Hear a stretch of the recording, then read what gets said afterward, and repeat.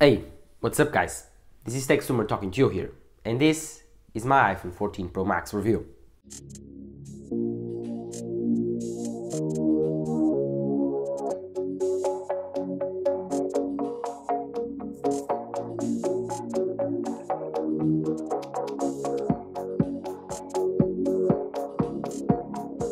So, the iPhone 14 Pro Max has been a very challenging phone to review.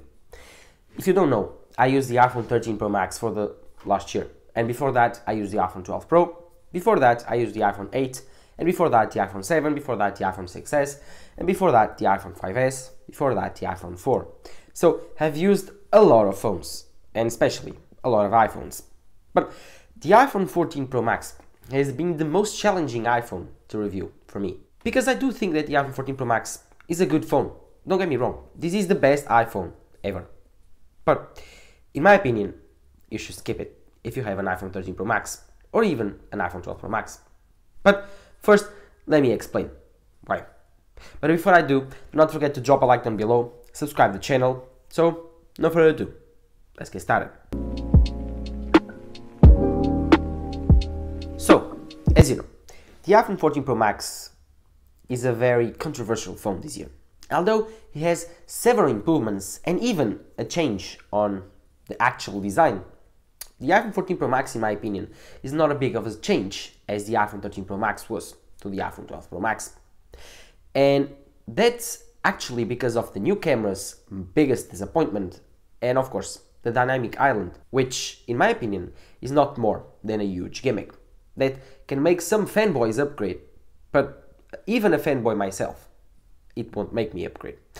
And I think that's especially the reason is the fact that we haven't seen much use of the dynamic island by developers, and I think after like 1 week of using it, you will forget that you have it. So yes, the iPhone 14 Pro Max is a very, very good phone. Don't get me wrong, if you have an iPhone 11, 11 Pro, even 12 Pro and 12 Pro Max, with one exception, you should upgrade to the iPhone 14 Pro Max. This is an amazing phone. The camera system is the best camera system on the market. The display is the best display on the market, and in my opinion, the biggest change from the iPhone 13 Pro Max. But if you do have an iPhone 13 Pro and Pro Max, do not upgrade. Skip this year. If you have bought one, return it. In my opinion, I think it's a waste of money to buy this phone this year. And the reason is the fact that this camera, yes, the iPhone 14 Pro Max camera is very good. But also the iPhone 13 Pro Max camera is very good. And in some instances, it's even better than the iPhone 14 Pro Max. And I think that's because of the camera system here. It has a new sensor, the 48 megapixel sensor. And I don't think Apple is taking full advantage of this sensor this year. And I do think they will optimize and increase the power of this sensor and correct some areas that I think is lacking on this sensor. One being, it's the depth of field, the natural depth of field is actually hindering some shots. Another thing is like when you are taking night mode shots and you want to take it on 48 megapixels, that's why you bought the iPhone 14 Pro Max, do not forget that, was because you wanted the 48 megapixels. When you go take a nighttime shot in Pro RAW with 48 megapixels, it's worse than the iPhone 13 Pro Max. And that's why I do think that this camera system, although better than the iPhone 13 Pro Max, still has a little bit more optimization and improvements that it needs, so it's worth it over the iPhone 13 Pro Max. One of them also being, in my opinion, the telephoto lens. It doesn't make much sense to have a 2x optical lens crop on the main sensor, which is the best sensor of them all, and then have a 3x telephoto lens. Doesn't make any sense in my opinion. Just the difference when you are like shooting 2x and 3x is so small that it doesn't make any sense to have a dedicated camera to the 3x telephoto. So I do expect that Apple is working on a periscope lens for the next upcoming iPhones, and that's when I do think that it's worth it to upgrade from the iPhone 13 Pro Max. But of course the camera has also other features like the new ultra-wide camera, which is very, very good. It's even better this year, and it's even closer to the main camera. The main camera, when fed with good lighting, it's amazing. The 48 megapixel sensor is just insane. It looks like you are taking it from a DSLR. The new and improved quad sensor, which is 12 megapixels on the main lens, is also very good. When you are not using the 48 megapixel sensor, you are using the 12 megapixel cropped images. They are amazing, and of course video quality is the best ever on the phone. And what else can I tell you about this camera system? Is it an amazing camera system? Is it a big improvement of the iPhone 13 Pro Max? No, it isn't. But is it an improvement on itself? Yes, it is. Is it worth it for some people? Yes, we may be, because even of cinematic mode is now available at 4K and 30 frames per second, before it wasn't. If you use a lot of cinematic mode, then yes, it's really worth it to upgrade to this phone, because 4K 30 or even 4K 24 frames per second is a huge jump from 1080p at 30 frames per second, which is the cinematic mode locked on the iPhone 13 Pro Max. One thing that is also better is action mode. Stabilization here is insane. You can see here on these two examples that the iPhone 14 Pro Max, even though I'm running and shaking my hand a lot, it's very stable, while the iPhone 13 Pro Max, it isn't. And these changes, for some people, might be worth it. But for myself, and probably 90% of you using the iPhone 13 Pro Max, it isn't. And that's why I'm telling you in this review to skip the iPhone 14 Pro Max if you have the iPhone 13 Pro Max. I made a video comparing these two phones, and I will release after this video a comparison between the cameras, a full comparison, and you will actually see that it's not that much different, these two cameras. And that's why I do think that improvement is there, but I don't think it's worth it to upgrade from an iPhone 13 Pro Max. But I don't think also Apple was intending to make this phone for people to upgrade from the iPhone 13 Pro Max. I do think that Apple wanted to make this phone for people that had the iPhone 12 Pro Max and really wanted promotion, or for people that wanted the new camera system with the iPhone 11 Pro. So yes, this iPhone was made for people that have the iPhone 12, 11, 10 even, that want to upgrade to a new phone. Not for people that have the iPhone 13 Pro Max and are eager to upgrade for the newest best thing. And when they do, they do not notice quite the difference as they should.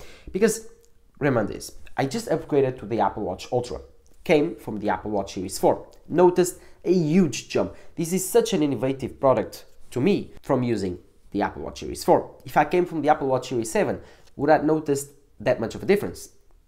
I don't think so. I would have had the always on display, I would have this huge no bezel display, I would have probably, if I could, the sapphire display with stainless steel or even titanium body, I would have had new battery life. So I think that yes, you have to wait a little bit to notice and to think that this is an innovative product. From the iPhone 13 Pro Max, the iPhone 14 Pro Max doesn't look that innovative, it's more of an iterative step, while from the iPhone 11 Pro, the iPhone 14 Pro Max is innovation, pure innovation. But let's talk about other stuff than the camera. I think that everyone has talked about the camera, and the camera system, yes, is good. Yes, is a really better than the iPhone 13 Pro Max, but I don't think it's the main reason you should upgrade for this phone. Then, what are the main reasons that if you really want to upgrade this phone, you should have in mind? Well, in my opinion, the biggest thing is the display. The display on the iPhone 14 Pro Max, in my opinion, is leagues ahead of the iPhone 13 Pro Max. You have the always on feature, you have the 2000 nits peak brightness, which is very useful outside. You also have the 1 to 120 new refresh rate hertz, so you can refresh from 1 Hz to 120, which enables always on display and better battery life than before when using very static pages like reading a website. And of course, this display, in my opinion, has the biggest and most fun feature in a while, Dynamic Island. Yes, Apple finally killed the notch and released something cool, made the notch cool, in my opinion, and useful. They released the new Task Manager, which is I think it's the reason for the existence of Dynamic Island in the future. Apple is preparing to release the Dynamic Island to everyone on the iPhone 15. I think they will be really widespread on the iPhone lineup. And so I do think that Dynamic Island is the future of the iPhone. Yes, this is the new fun notch. It's very useful when you are doing some stuff. It covers as a task manager when you are using a timer, your music. It covers as a task manager. Why? Because you can switch between the music app, the timer app without doing anything. You can be like listening to podcasts, watching some Apple TV videos, or even Face ID, or even notifications, battery notifications. Yes, the Dynamic Island finally makes the notch useful. And I do think in the future, developers will use even more the Dynamic Island in their apps. For example, there's a very, very fun game that you can use to play against the Dynamic Island, and that's pretty cool in itself. Of course, I do think that Dynamic Island is still in its very early stages because you don't have much support from other developers other than Apple and some music APIs, but I do think that this is the future of iPhone, and I'm very excited to see what happens with Dynamic Island in the future. Right now, it's no more than a gimmick with potential. In my opinion, the Dynamic Island has the potential to become one of the most distinguished iPhone features in a while. So yes, the display on the iPhone 14 Pro Max has been one of the biggest upgrades from the iPhone 13 Pro Max. The 2000 nits pitch brightness outside are very, very good when watching content, when recording videos outside. One thing though, Apple hasn't yet fixed the problem with overheating. So if you are using your display with peak brightness outside, after 20 minutes or so, the display will go back down. But the difference is, it will go back down to 1000 nits, while the iPhone 13 Pro Max will go back down to 600 because its peak brightness is around 1200. So yes, the display is a big jump. I've noticed a lot. One complaint I have about the Apple's always on display though is it's too bright. Please give us some customization for people that want it to make just the time, or people just want to make it the notifications, or even like for example the wallpaper, nothing else. I want Apple to give us these types of customizations to the always on display. This is a very good implementation. If you don't know, you can see here because of the lighting, the always on display right now is activated, and yes, you can see it's still very bright. If you click it, then it opens the screen. If I lock it, then it goes into always on display. This is a very good feature for some people. For myself, I turned it off while I was using this phone because it was killing my battery life, and the battery life on the iPhone 14 Pro Max is not as good as I was expecting. So let's talk about the battery life. The battery life on the iPhone 14 Pro Max was not as good as I was expecting. My iPhone 13 Pro Max beat my all of expectations last year. My iPhone 13 Pro Max, while it had 100% of battery health, lasted me 2 days. 2 days of full use while I was recording videos, Instagram, Twitter, every single social network you can think of. I do not play games on my iPhone, but I do really push it hard with social media, recording videos, messaging apps, phone, and even taking notes for classes. I use my iPhone for a lot of things. And the iPhone 14 Pro Max actually disappointed me. It doesn't last me as long as the iPhone 13 Pro Max. When I was first starting using it, I thought, wait, why is this so bad? Like, the battery life was really terrible. It lasted me 75% of what the iPhone 13 Pro Max could. And then I realized, oh, it's not maybe probably updating some stuff, passing the things to my iPhone, optimizing against my use. This is normal for a phone when you are buying it new. But after the first 3 days, this continued. The battery drain continued. While the iPhone 13 Pro Max lasted me, for example, 8 hours, the iPhone 14 Pro Max lasted me 6. So I was like, wait a minute, this is not as it was supposed to be. Apple is claiming that this phone has the same amount of battery life as the iPhone 13 Pro Max. Why do I have such a bad experience with the iPhone 14 Pro Max? And then it clicked. What about the always on display? I leave my iPhone sit down on a table upright with the display upright for hours sometimes, and this spends a lot of battery on your iPhone. Yes, the iPhone 13 Pro Max's no always on display saves tons of battery, let me tell you, because that iPhone with no always on display lasts me 2 days straight. This iPhone with always on display was disappointing, but then I had the bright idea. I can turn it off.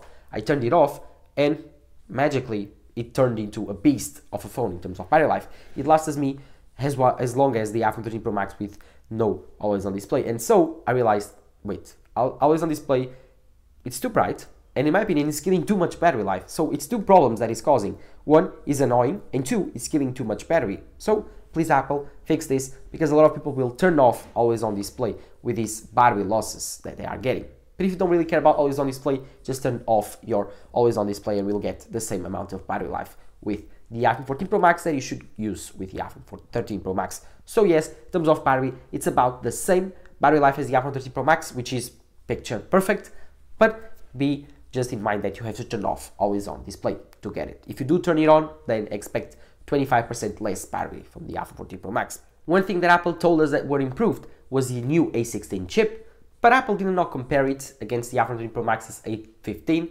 So the performance of this phone, it's the same amount of performance on every iPhone, which is recent. It's picture perfect, no lag, no bugs, no slowdowns, nothing. You can play every single game, you can do every single task, you can export videos. The one thing that I do request though is for Apple to make it faster to process videos on the camera app. Sometimes I want to export cinematic video, it takes too long. Sometimes I want to export HDR video, it takes too long. Apple needs to go on top of this, but other than that, I don't see any power flaws on this iPhone. According to Apple, the A16 chip is even more efficient than the A15, and so it doesn't overheat as much when playing games or doing hard tasks like editing videos or exporting videos. And yes, I do experience that.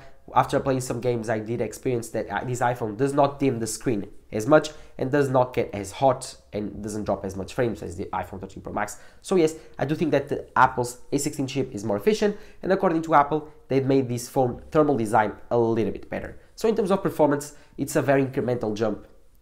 In my opinion, you won't notice it. So if you have an A15 chip on the iPhone 14, the A16 chip here, it's about the same. Don't be mad for Apple putting the A15 on the iPhone 14. I don't see any much or even big differences between these two chips.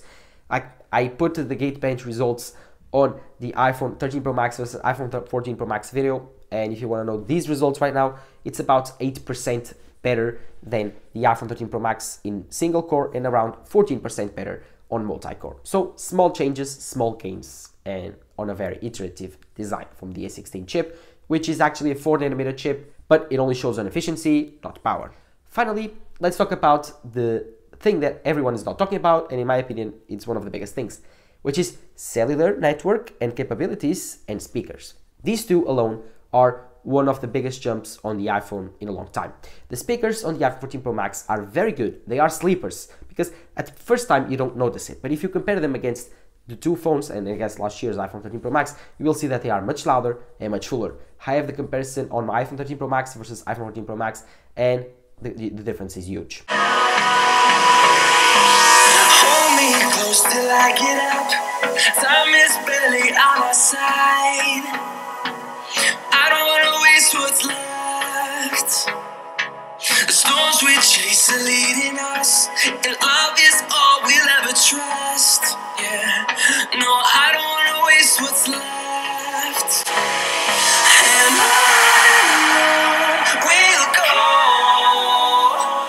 through the wastelands, through the highways, till my shadow turns to sun rays.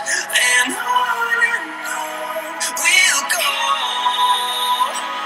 through the wastelands, through the highways. And on we'll go.